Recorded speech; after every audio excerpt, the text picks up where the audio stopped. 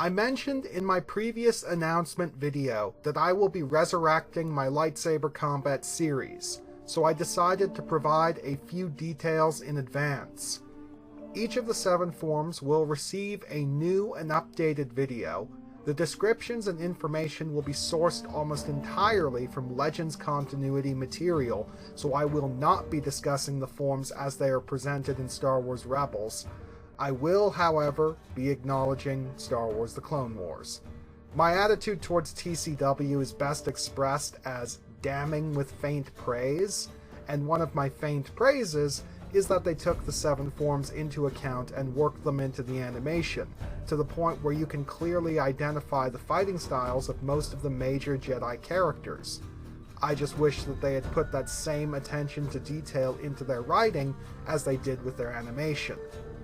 Another thing I wanted to discuss are the basic conceptual differences between lightsaber combat in the Star Wars universe and real-world fencing. I am aware that all of the lightsaber choreography in the Star Wars films is stage fencing, where the goal is to look cool rather than be functional. Obviously, you can't just explain away bad choreography by citing in-universe mechanics, so my focus here is going to be very general. For those of you who aren't aware, there are actually various lightsaber fencing groups around the world composed of actual martial artists who use polycarbonate training sabers to emulate the balance and function of lightsabers. As a result of their actual experience sparring with these analog weapons, they've actually come to a number of conclusions about how lightsaber combat would actually work as opposed to how it's presented in the Star Wars films.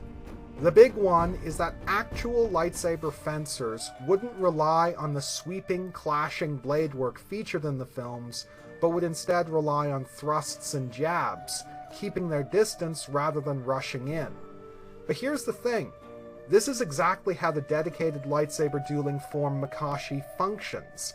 Makashi is essentially rapier-style fencing adapted for the lightsaber, and it is almost completely centered around the sort of thrusts and binds that real-world fencers typically apply.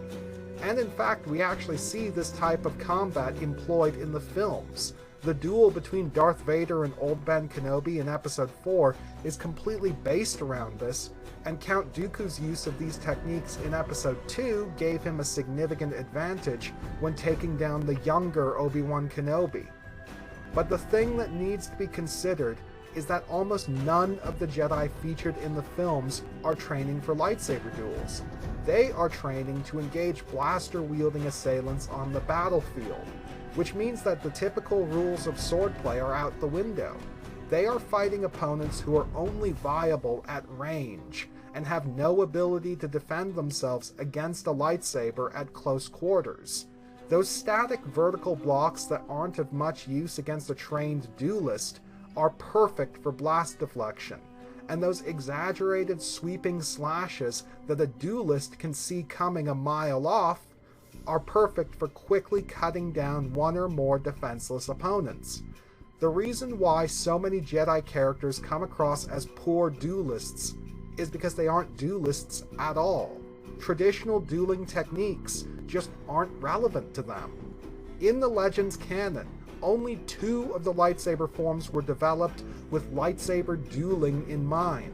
All the rest were intended for either deflecting projectile volleys or for chewing through gaggles of defenseless enemies like a lawnmower.